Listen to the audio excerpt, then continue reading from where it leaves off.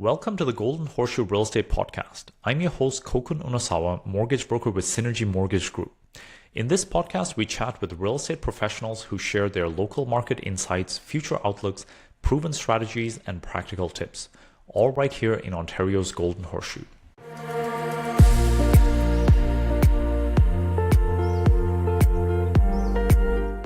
So we have Soni Chachad, a investment-focused realtor with Keller Williams in Burlington. Soni, for anyone watching who may not be familiar with yourself and your story, can you give a bit of an intro about yourself?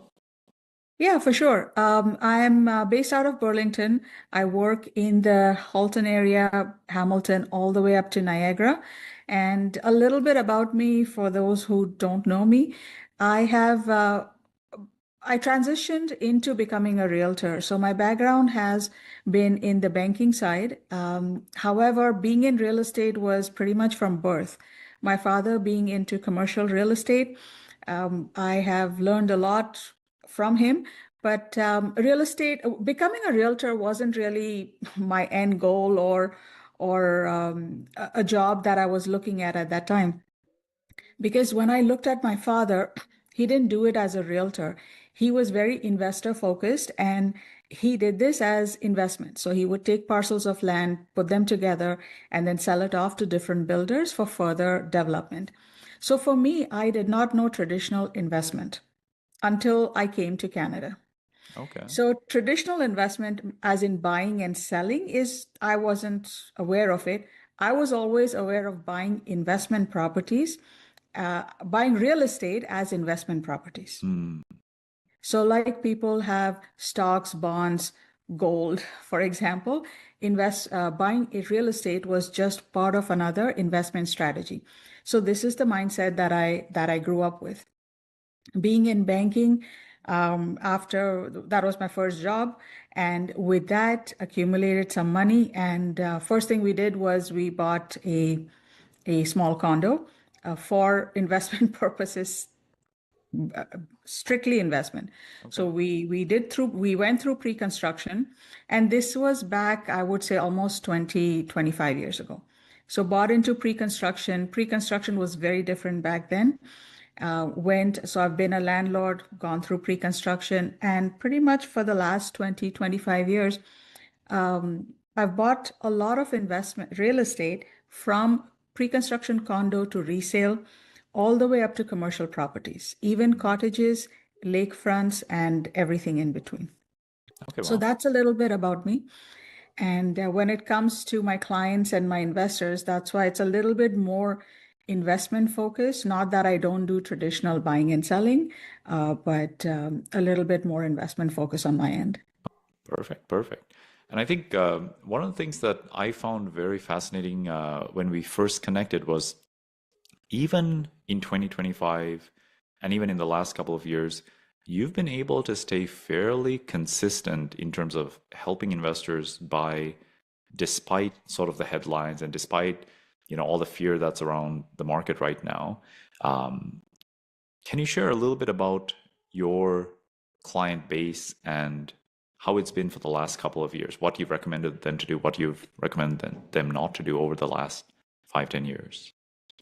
So going back 5-10, actually, let's go back 10 years. Okay. So from 10 years, I stopped selling pre-construction condominiums, only because I did not believe in them at that point. Not that it wasn't working it would work for some people. It wasn't working for me personally. What I found was builders had already tapped into that market, which means when people used to buy pre-construction, and by the time it was finished, say 2 years, they would actually flip and sell because the market had gone up. Now builders had caught on to that, and they had put in a premium on prices. So if a client would come to buy, as in to live into a pre-construction, obviously that's the right choice for them if that's what they want. However, if a client was coming in solely to the idea of flipping, I had stopped doing that, and I said, no, this is not. And I would show them that, yeah, you may not get the return that you're thinking of. Let's look at some other options. So I had stopped that flipping or that kind of thing early on. So that's about 10 years. Now, fast forward that, it also came down into not just condominium, but pre-construction homes as well. So we did see that effect back in right after COVID or just before COVID. I remember a lot of investors were defaulting on their homes that they had bought because the prices had gone down. And then the banks were not giving them loans, and we saw a lot of defaults with builders and things like that. So again, these investors, they were very heavy investor focused units. So when I'm buying with my investors, what I do is I talk to the builder, not just to see what they can get free or what amenities they can get or what extra discounts they can get, but I want to see how much that unit is investor focused. So this is the kind of advice that I would work with my clients, and then we would go on from there. In the last few years, well, when it was getting very expensive in the Halton area to buy investments, like we were not getting those cap values and stuff, I had taken my investors all the way up to Niagara. So Hamilton was great. Stony Creek was amazing. Skipping to St. Catharines was really well. So basically following, the GO line, the GO train line. So wherever the GO stations are going to be built and stuff, so that was the focus. A lot of my clients have bought into St. Catharines and stuff when properties were selling for 200, 250, 300. Wow. Now they've actually tripled in price. I would say more than tripled in price. Wow. So I think not just going on the hype as to what's selling. I tell my investors, yes, you have to know what the market is, but do not look at everyday news, everyday up and down news. I mean, when I was in banking, I would tell that to my clients as well. Don't look at your stocks every day because you won't be able to sleep at night. And if that investment is letting you, is robbing you of your sleep, then that's not the right investment for you to begin with. There's a lot of wisdom in what you shared there. Okay, so interesting. So you've sort of pivoted away from pre-constructions when the opportunity wasn't there. You pivoted into looking into the Hamilton, Niagara areas when prices were going high. So the opportunities elsewhere were getting scarce, and you saw more opportunities here. Where do you see the opportunities now? I see. So opportunities are everywhere. You don't have to go all the way up to Niagara to buy anything. I mean, not that you can't. I see a lot of opportunity on the commercial side. Okay. I see a lot of opportunities just in the Halton areas. So homes that were selling for, say, let's take a median of a detached home in Burlington, for example, in a good school district, would typically be selling anywhere from 1.5 to 1.8 and upwards. Okay. Yeah. Those prices have come down to 400,000 by 400,000. Okay. Now, when we're talking about detached homes, they also kind of flow back into the townhomes. So people who are looking, so for the last year or so, what I've done with a lot of my clients, not necessarily investors, clients who've been in townhomes or semi-detached homes, who couldn't afford buying detached homes, right now is the opportunity.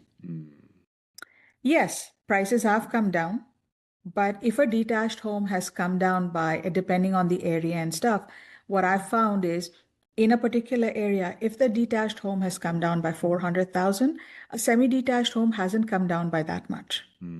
And since my clients have bought few years ago, we see what the value is. This is a good time for them to upgrade. Yeah, they might not get what they wished for or what their neighbor got back in 2021. However, they will get into that detached home or that bigger home that they want for their family for a much, much better price.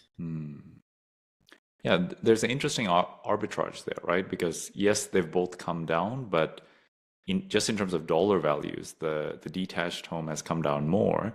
And if they're planning on upgrading at some point anyways, it's better to do so when the prices are, yes, you take a little haircut on the home you're selling. Yeah. The home you're buying has come down quite a bit more. And And potentially, they're maybe getting into a detached home that they may not have been able to afford when prices were higher, right? If they like 500 That's grand's right. like a big difference. Like, Big difference. And what is also working is we just don't go shopping, so to speak. So there's a process, right? I have them sit down with a mortgage broker such as yourself. If they have their own banker that they're dealing with, which many people don't because they're busy, they're not connected with anyone. They like working with mortgage brokers because it's hassle free. Give them the information, everything's done on the phone, and they like it. So we sit down. So it's not just my idea or my theory. It's a team effort. So my client is there, I am there, I have a mortgage broker. We sit down together. The mortgage broker does all the number crunching because I want my client to hear from the person who's going to lend them money what they can afford. Because many times what we can do is they don't really have to sell that home. So if it's a townhome, and I recently did this with one of my clients because I have done this myself. This is how I grew my real estate portfolio. I found opportunities where I didn't want to sell my home that I was upgrading from because, well, unless I really have to, that can be a good rental opportunity. And we can only see that with a mortgage broker in hand because the mortgage broker will have all of their information, all of their finances, and then let's see how we can get them becoming investors. So a lot of my clients have become investors. Now there are some, obviously, they don't want to get into the rental business. That's completely fine. But there are many savvy clients out there who are looking for something other than just their regular investments. okay, that's interesting. How do you navigate, like in that particular scenario, um, the best investment properties, at least from a cash flow standpoint, aren't necessarily single family homes, but most of the primary residences of people are single family homes, right? Like, is that something you take into consideration, or I guess, do you recommend to them to do any changes to the existing home to try to generate some more income? What's that conversation like? That's a very good question. Yes. So single family homes, you're right. Sometimes it gets the client into a negative cash flow. But the rules and regulations around housing has changed right now. People can have additional units. And many cities, Hamilton, Niagara, for example, are giving incentives to people to build a secondary unit, whether it is in their home or in their backyard. We typically would like to start with the home itself, not start digging in the backyard. Sure. Because if you have a big single family home, whether you have a separate entrance or not, the basement unit can be an additional unit. And many renters that are out there, they cannot necessarily afford. Rents are very high. They are just climbing way beyond anyone's expectations. So it's a family of four, say if they are renting, they can afford certain rental amounts. So this way, my client has two options for them, whether they want to rent the upstairs or whether they want to rent the basement. Yeah. So this is another way of generating income. And then we have found that the cash flow gets, in many cases, is positive. Some cases, it may be slightly negative depending on the areas and stuff. But then you also have to see at the equity that your house is being built, what you've bought, where is that going to reach? So many people, for them, even if it's a little bit of a negative cash flow, they are okay because in long term, they would be making more money with having two properties now. Interesting. So speaking about cash flow, right? This is something that I've changed my view on over the years. Initially, I was like really a die-hard, like every property I buy needs to have positive cash flow. Like that was like the first thing I'm looking for. Everything else was secondary. But what I found is that it led me to properties that had a lot of problems. Like I bought student rentals. I owned a fourplex once. I tried Airbnb-ing like a duplex, and I'm like, this is a lot of work to get that additional few $100s a month, right? And some of the best rentals that I've had were single family homes, because if you have one tenant paying a higher rent, paying their own utilities, cutting the grass, shoveling the snow, it's a lot less hassle to deal with, right? So how do you have a viewpoint in terms of, should people buy positive cash flowing properties, or in what circumstances do you kind of take a step back and say, okay, this is not right for everyone, but based on your situation, I think it's right for you? Like, how does that conversation usually go? So when it comes to buying real estate and investing, I don't have a viewpoint. Okay. But what I mean by that is, my viewpoint and my situation is not going to be similar to yours. Okay. I have Airbnbs. I have multiple tenants, and I know the heartache running around and juggling, but it is not for everyone. It's for some people. So firstly, I sit down and I understand the dynamics of the person that I'm going to be working with. What does that person want? What is their objective? What is their goal? If there's a spouse involved, how much commitment is the spouse going to have? So there's a detailed conversation. It's almost financial planning, but real estate wise, because we are buying an asset, right? When you're buying an asset, say a stock portfolio, you go through series of questions as to what you want and what you want to do, or what you want out of this investment. That's the same process I take my clients through. So that's why, I mean, my general viewpoint and stuff is not necessarily what I put on to other people, because like I said, pre-construction doesn't work for me, but pre-construction may work for someone. I'm not saying it's a wrong investment. It's just not for everyone. So that's the first thing. Again, depending on the client. Now, if my client says, I want hands-off things, I've had few clients like that. They want completely hands-off. Okay, fine. Then we know that we are looking at single family homes. Now, when it comes to that, again, we come back to the mortgage first, because I want to get them pre-approved. I want to see how much down payment they're putting, how much cash flow do they have. And based on those numbers, then we go shopping to find the most amount of house for that money. We don't start looking at houses and then trying to see if things will fit. That's a very wrong approach, according to me. Interesting. Yeah, because many investors and home buyers, they love the shopping process. They love to see homes. It's exciting. Yeah. And it's exciting.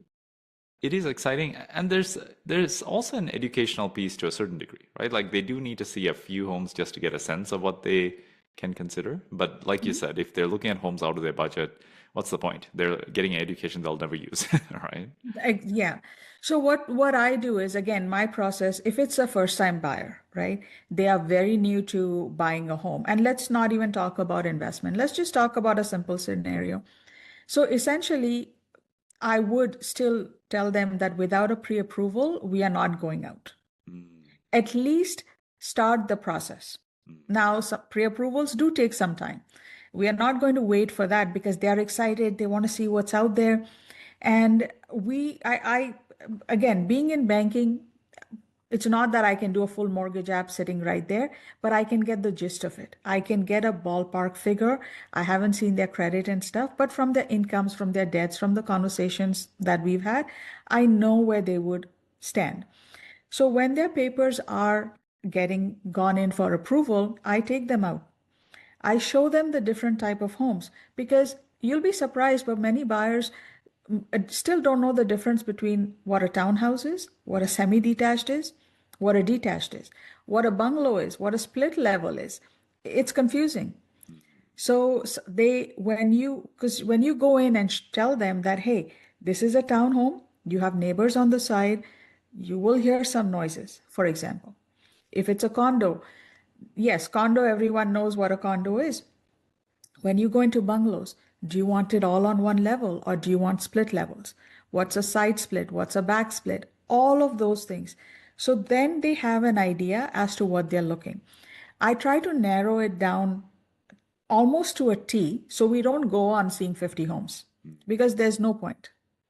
Once we narrow that down, by then we already have, now they're excited. Their mortgage gets approved. Now we have framework. Like we have a criteria, at least a starting point, what to look for. Perfect, perfect. So you've already shared a little bit about your journey, but I'm curious to know a little bit more. So your father was a commercial realtor. You mentioned before Canada, so was it Yes. was it in another country? Yes, it was in a different country. I was born in India, and he did real estate over there. And the process of real estate is not that different. It's pretty much the same.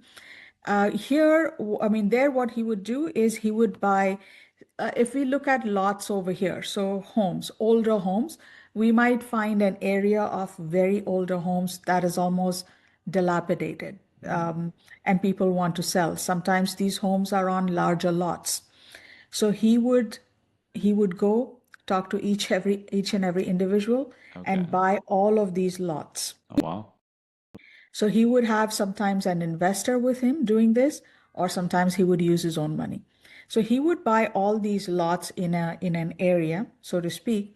He would already know what the zoning is, and sometimes the zoning had to, not sometimes, almost all times the zoning had to be changed.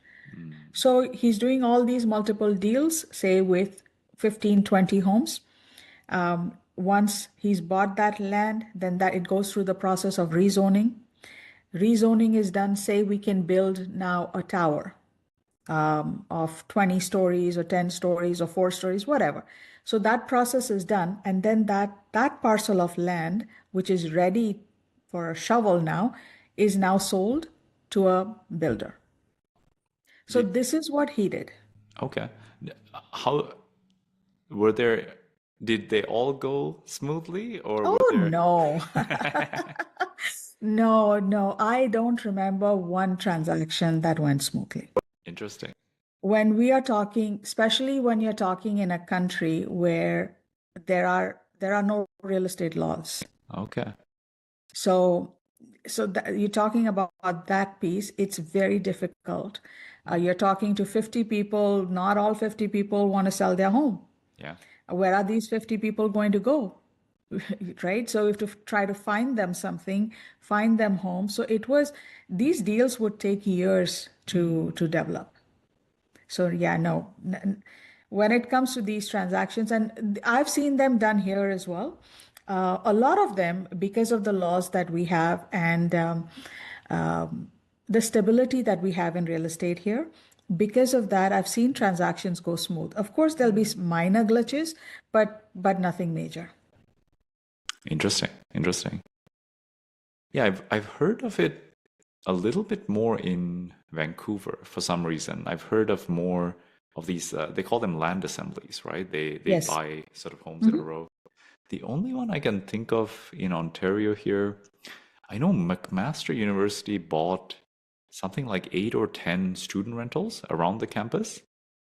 To build their units or like residencies over there. To build a residence. So, yeah. No, land assemblies happen here all the time. Interesting. Especially in older neighborhoods, it happens quite a bit. In Hamilton, it's happened. A lot of builders have put in their buildings and stuff, which you see the towers now in Hamilton.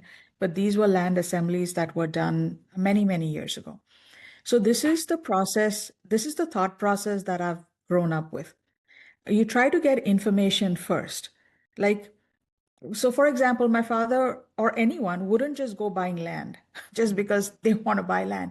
Sure. They have to do a lot of research and work as to if it's feasible, if the city will allow that particular zoning for that property, and what are the future aspects in 5-10 years, future projections.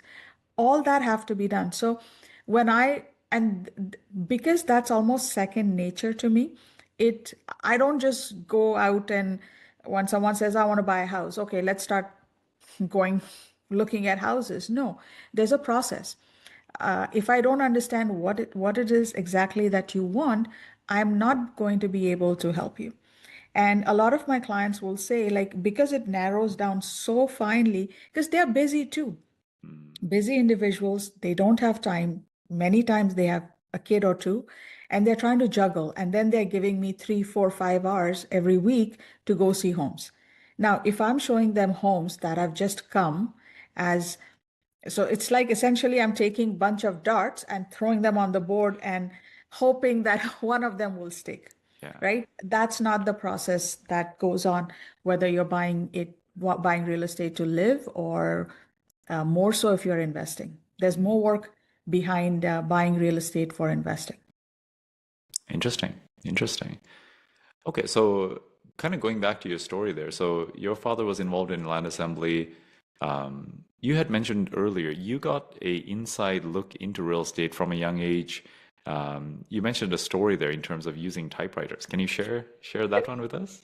Yeah, when I was about, I think, 14, 15, my father in the summer vacation, he said, "Oh, you need to go to typing school." Yeah. And I'm going, "Oh my God, this is not something what I want to do because I don't want to be a secretary to anything. That's not the job I would look for." And he's like, "No, no." And I was bad at typing.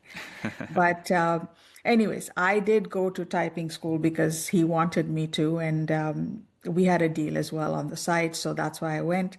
But why he wanted me to go through typing school is, well, he was bad at typing himself, but he had all these contracts. And he had bad handwriting, not to begin with. So when he's doing contracts and before it goes to the lawyers, he would have them typed. And he thought I would be faster than him.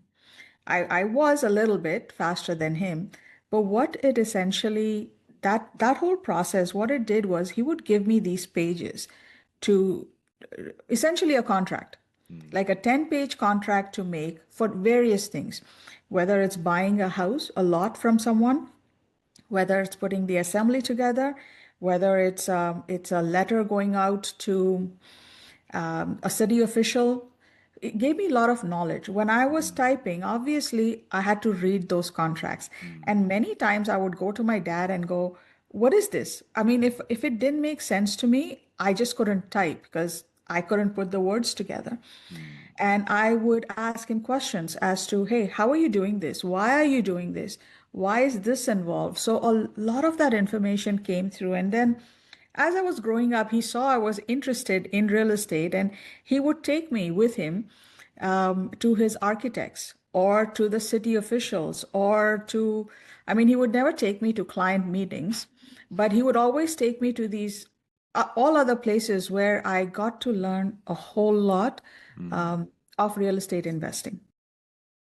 That's very cool. Like I imagine, so I have a 4-year-old daughter now, turning 5 in a couple of months, and I don't know how to do it. But your story of your father asking you to type out contracts really, like I'm trying to think, what is the equivalent nowadays? Can I get her to So like I'll type? no, I'll tell you an easier way. So Okay. I have two boys. Okay. They're older. One is in university now, and the younger one is in high school. So when my older son was, when he was in high school looking for jobs, obviously jobs are difficult to find these days. So I said, "Hey, why don't you start working with me?" Okay. And essentially got him at least in that mindset of not only working and having a regular paycheck, but I wanted them, both my kids, to see what is real estate. Mm. How can this work? How does this work? And they both have started, helping me with staging, helping Okay. me with doing my receipts, keeping like putting them up on QuickBooks, sending them to my accountant. So a lot of things, client management. So if I had to input something, keep the data up to date. So that's how I got them interested into that. Now, would they get as interested as becoming realtors? I don't know. It's too early. But at least you show them how things are done. Hmm. Oh, I love So that. typing may not be it, but I'm sure you can tell her there are so many ways to get them involved. Yeah, no, I think that that's something that she's young, obviously, right? Not, she Yeah. just entered preschool, but something. So my family moved to Canada when I was 12, right? So they were kind of struggling getting started. So they didn't necessarily have the connections to like introduce me to opportunities at that sort of teenage years where you're thinking about like, what do I want to do for my future? Yeah. So something that's inspired me is when my daughter reaches that age, I don't know if she'll want to listen to me or watch my work. I can try, but even if I know different professionals like realtors, lawyers, insurance people, Yes. like just to give and maybe ask them for a favor, hey, can she just shadow you for a couple of days and see what it is you do for your work? And if there's anything in that work that inspires her as she's sort of thinking about like what is the future career and Yeah. her future path, right? So that's something that, yeah. And when you get them started young, that's how you build that mindset. Like you say few days, I would have them doing a summer job Okay. with someone, just to see, because it's much better. I'm not saying working at McDonald's is not great. However, if you have an opportunity just to shadow different Yeah. things, like you said, and see what they like. If this is not what they like, if their passion is somewhere else, at least they got the chance to look at it. 100%, 100%. Like I think this is the nothing against my parents, but they did the best that they could. Of Uh, course. but their advice was just go to university, right? Yes. Pick a degree, pick an area. And looking back, it's like, how does an 18-year-old know what direction they want their life and their career to go when they haven't been exposed to enough like careers, different options, and like getting to see that, right? So, um, So it sounds like our parents probably knew each other or had the same mindset, because now you would think, coming from a business family, that would be my natural transition. But no, my father said real estate wasn't for women. okay, Uh, wow, I should be going to university and getting a job. wow, Now, again, mind you, we are talking about a time where it was still a man's field. He hmm, was doing commercial real estate where there were a lot of men involved, and that's how they did business.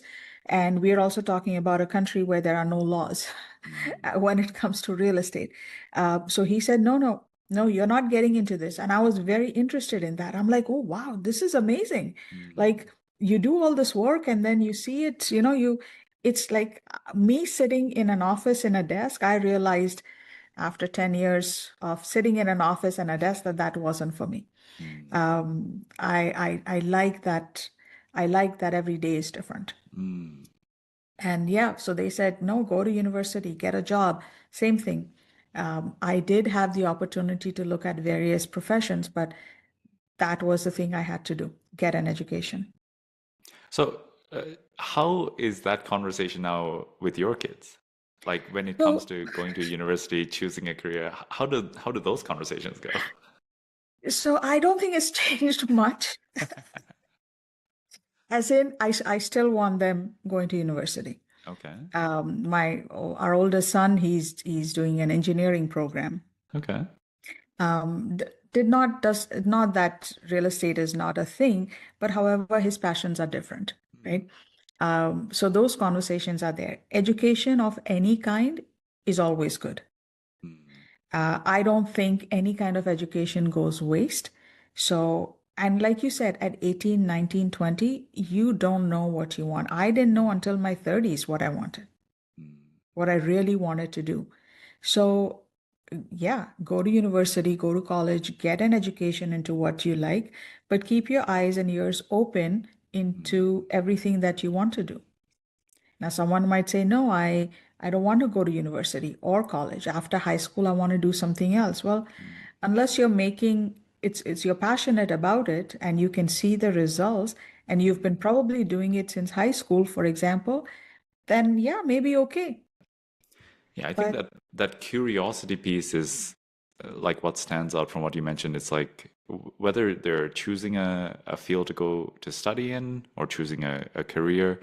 I think at some point the child or the person has to be curious to learn about something and to like go in a certain direction, right? I think that's where, at least I find with myself, I learn a lot better when there's a topic that I'm just interested in. I will like dig into it. I'll go through all the details. I recently just passed the level 2 mortgage license, so to do private mortgages and such. Oh, congratulations. It was good. I needed to do it just because some of my clients need it, but it was hard just because many of the information, it's like, we already studied this the first time. They're just making us study it again, but there's so many details to remember. And the curiosity piece was like, it's not there. Yes, you need to know it, but it's not as interesting as like if I'm researching a new investment opportunity, or if I'm researching like one of the topics that I'm passionate about that I have not incorporated into my work, that I'm trying to find a way to put together, is actually, like you mentioned, financial planning. Because it's a topic, like I will listen to hours of podcasts of financial planners, and like I've even reached out to a few people where it's like they have some softwares and things that can do basic plans for clients. And I'm thinking like, is there a way, like, because when we work with clients on the mortgage side, we get all their financial details, right? One of the hardest parts in financial planning is to get the client to like give you their details. How much debts do they have? How much assets do they have? Like, what is their income? What is their situation? We have all of that. And in my mind, I'm like, if there's a way to like, maybe after we help them with the mortgage, it's like, hey, as a complimentary service, like we'll do a quick financial plan for you, and you don't even need to send us anything because we already have we have everything. Right. So and you've had those, and this is where the value add comes as well for clients, right? This is what I look at, like, what is my value in this whole transaction of buying and selling, because things are getting automated right now. Right? And we don't know, 10 years from now, 5 years from now, jobs will be different. Like, what is what value am I adding? Am I just there to open doors? That's not the kind of realtor I want to be.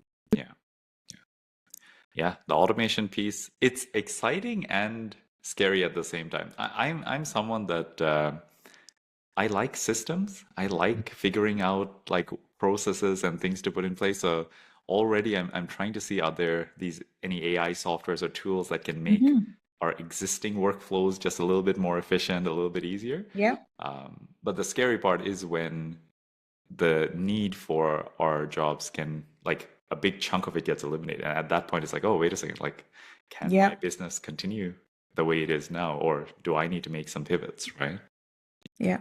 And that's why I think if we are connecting with people, genuine connections are going to matter, and genuinely looking at their best interest. Not just be there for that one transaction. Like, I strive, and my business is based on repeat and referrals. It is only because that connection is made. It's a genuine connection. It's made for life. Not always things work out. There are some clients that I have fired because we just didn't have the same mindset, or it was always take. It's always a give and take relationship. I mean, there's not much I want from them or anything. But again, when you're working with someone, you're spending months with a person, right? And you get to know them, and they become part of your life, and you have to see, you get to know their family, their kids. Okay, what's your financial goal? We have so many conversations, and I find if the value add is not there, then that transaction is just done. Yeah, absolutely. I think you mentioned the word connection, and this is something that I'm curious to hear. What does that word mean to you when you say the word connection? Like, what is the first sort of thought that comes to your head, or like, is there a memory that comes to your mind when you say that word, when it comes to like connection in sort of relationships? Yeah, I mean, memory, and a good memory, not not a bad one, but that's what I mean. Like, if the connection for me is, when it comes to real estate, if I'm the first person I'm thinking of, they're thinking of, that's a genuine connection that I've made. Vice versa, for me, I have many clients who do some individual jobs. Some might be plumbers, some are roofers. And for me, if that's the first person I think of, then that's a genuine connection that's been made. Interesting. So the connection comes from, like you become the go-to. Like, yes. What I'm hearing from that is almost like there's a trust that's established. There's a knowing that like Soni's the go-to because I know if I give her name to someone, she will take care of them. Or I know if I have a real estate need and if I ask her a question, she will be able to help me. There's like a trust and a knowing there. Trust, knowing, also, I tell them, I said, if there's any question, not just when it comes to buying or selling, even from the time you've bought to whenever, I have clients call me after a couple years saying, I forgot where where the water lock is on my property. And I could easily tell them, hey, look up your inspection report. Okay. I could, but I say, okay, you forgot. Okay, let me come over. Let's have coffee. Let me show you where it is. So it's by chance. The thing is that first of all, they thought of me to ask me that question. They could have asked a neighbor. They could have asked whoever. But they said, oh, I don't know where this is in their own house. And when I go there, because typically all homes are similarly done, I know where the water shutoffs are inside. They may just have forgotten. So this is my chance to go in, say hello to them again. And the fact that they called me is again because I have been in touch with them, not just to say happy birthday or Merry Christmas kind of emails, but genuinely been in touch with them.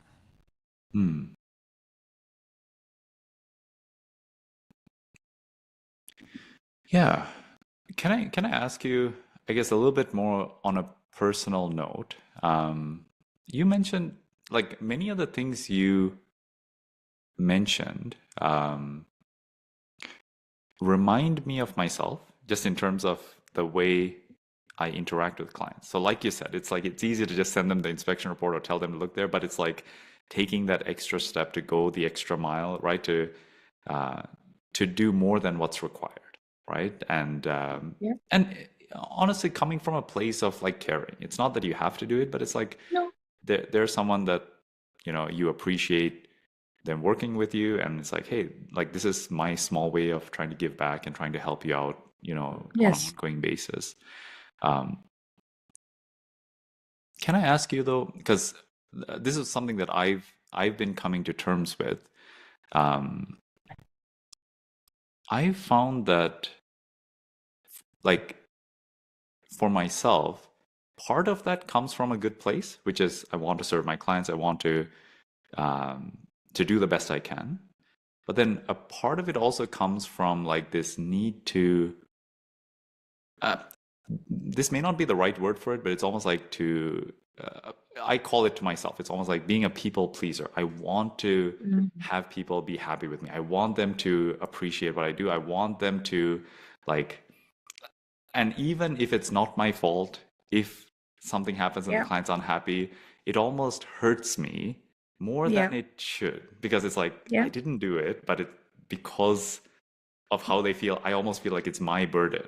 Is that something that connects with you, or? It does. It does. Yes, absolutely. I've had, say, for example, movers that I recommended. Yes, everything went fine, but maybe there was a minor thing that did not go well. Now, I know it's not the mover's fault. I know it's not my client's fault. It's just a situation, and it's most definitely wasn't my fault. But I still sometimes think that it's my problem.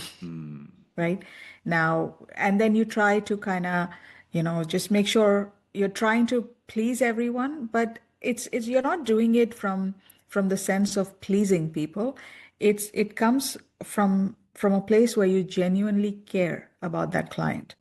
You want to make sure that, say, they're first-time buyers, they're so excited, and buying a home for the first time, that excitement is something else. They'll end up buying future homes, but that first home is always special. So you don't want anything going wrong. And yes, it comes from there.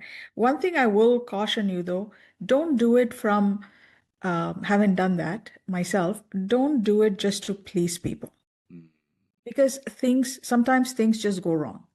And you might have seen with a file, it's when you don't want it to go wrong, that's the file that will come up going, and you're going, no, not with this client. But it happens. And there are sometimes you just cannot do anything. Also, I always try to tell them that, hey, this isn't my fault. However, it is my problem because such and such.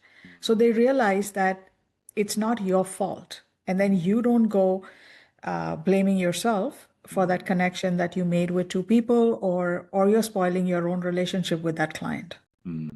I like that line a lot. It's not my fault, but it is my problem, and I'm going to help you fix it. So interesting.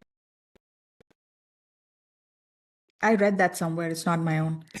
I can't remember where exactly I read it, but when I read it, I thought this is good because I've been in this situation somewhere. Good stuff. Good stuff. Yeah. So I mean, we've chatted here for a little bit. One last question that I always love asking the guests who come on this podcast, and this is more on the personal side of things, and we've already covered a good number of personal things, but this one I find is a little bit special, which is if there was one message you wanted to share with the world, share with this audience, or maybe even share with someone you care about who may be just listening to this episode, based on your life experience, something that you've learned almost the hard way through the ups and downs, something that you've learned that you would like to share, what would it be? Well, it would honestly be do your homework with anything in life. So it's not just about buying a new house, buying a new car, but it's even in life. Know what you're getting into rather than getting into it and then trying to learn it. I found that being one of the biggest things when I've followed that process, life just became a little bit easier. And what I mean by that is know what you're getting into rather than just getting on the hype. People are saying, oh, we should be buying pre-construction. Oh, we should be buying in this area. And I'll bring it back to real estate because there's so much of noise these days, just absolutely a lot of noise. And then I find people running in herds. It's a herd mentality. Just because Tom's doing it doesn't mean I should do it too. It may not work for me. We don't know what's going on with them. I've seen investors lose pretty much the shirt on their back because of that. Yeah. So doing your homework when it comes to financials or just about anything, I think is very important. Not just going on with the hype. Yeah, you should know what's going on in your world. Where are the rates going? Talk to professionals because they know it better. They are dealing with tens or 20 people at the same time just in your situation. So talking to professionals really help. That's what I find. There's just a lot of noise on social media about a lot of things. I think it's just time to sit back and think, is it going to work for yourself? Is this going to work for the next 10, 15, 20 years or for the goal that you have? Or is just a hype that you're following? Awesome. Those are some wise words. I love the how you connected both do your homework, but what I really heard from that is like be willing to have independent thought. Be willing to like do your own research and to make up your own mind, not based on just what everyone else is doing, but from that homework, like have your own opinion that's right for you and stick with that, right? Yep. Awesome. Soni, it's been a pleasure. Really appreciate you coming on. And yeah, if anyone wants to reach out to you, we'll make sure to link all your contact info and your social media into the show notes of this episode on all the platforms. And sounds good. Awesome. Well, pleasure was mine. All right. Take care. Have a good one. Okay.